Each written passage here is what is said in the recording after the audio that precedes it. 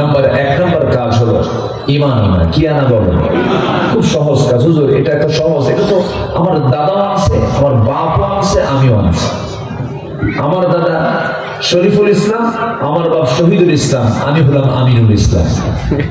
3 ইসলাম আছে। এরপরে আবার আপনি বলতেছেন আপনার ঈমান আনতে হবে, এটা আবার কেমন কথা? ঈমান কি পৈতৃক সূত্রে পাওয়া কোনো সম্পত্তি না?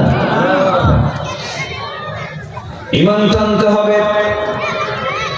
ঈমান না আনা পর্যন্ত বংশীয় কোন পরিচয় দিয়ে আমি জান্নাত পাবো না। মহান রব্বুল আলামিন সুন্দর করে বলছেন, ইন্নাল্লাযীনা আমানু ওয়া আমিলুস সালিহাতি কানাত লাহুম জান্নাতুল ফিরদাউসি নুজুলা খালিদিনা ফিহা লা ইয়াবগুনা আনহা হিওয়ালা।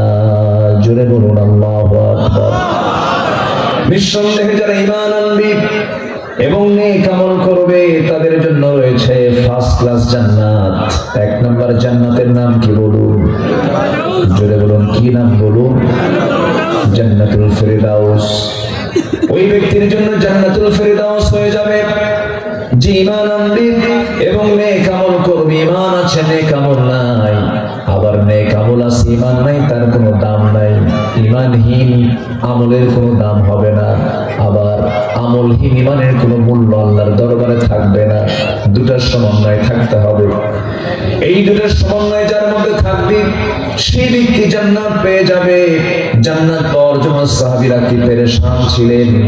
আমার নবীজি শুধু সাহাবা একরামকে বলেছেন, সাহাবীরা কে জান্নাত পেতে চাও? আমি কি তোমাদের কেমন একটা জান্নাতের সংবাদ দেব নাকি? যে জান্নাতের দরজার প্রশস্ততা হবে, যে জান্নাতের প্রশস্ততা হবে আসমান জমিন বরাবর। সুবহানাল্লাহ। এমন কথা শোনার সঙ্গে সঙ্গে সাহাবা একরাম বলছেন, ইয়া রাসূলুল্লাহ, ওই জান্নাত পাওয়ার জন্য কি কাজটা করতে হবে? রাসূল বললেন, বদর প্রান্তরে যুদ্ধের ময়দানে ঝাঁপিয়ে পড়তে হবে। সাহাবী সেই সময় একটা খেজুর খাচ্ছিলেন, খেজুরের অর্ধেকটা খেয়েছেন আর অর্ধেকটা হাতে আছে। এই কথা শোনার সঙ্গে সঙ্গেই তিনি করলেন কি, অর্ধেক খেজুরটা না খেয়ে মুখ থেকে ফেলে দিলেন। রাসূল বলছেন, সাহাবী তুমি অর্ধেক খেজুর খেলে আর অর্ধেক খেজুর ফেলে দিলে, এর কারণটা কি? হুজুর, অর্ধেক খেজুর খেয়েছি আর অর্ধেক খেজুরটা ফেলে দেওয়ার কারণ হলো এই খেজুরটা খেতে যতটুকু সময় লাগবে এটা আমার জন্য লস। এক্ষণে চলে গেলাম জিহাদের প্রান্তরে, শহীদ হয়ে জান্নাতে যেতে চাই। জোরে বলি সুবহানাল্লাহ, আরো জোরে বলি সুবহানাল্লাহ। জান্নাত পাওয়ার জন্য তাদের কি আকাঙ্ক্ষা ছিল? কি তীব্র আকাঙ্ক্ষা তাদের মধ্যে কাজ করেছে।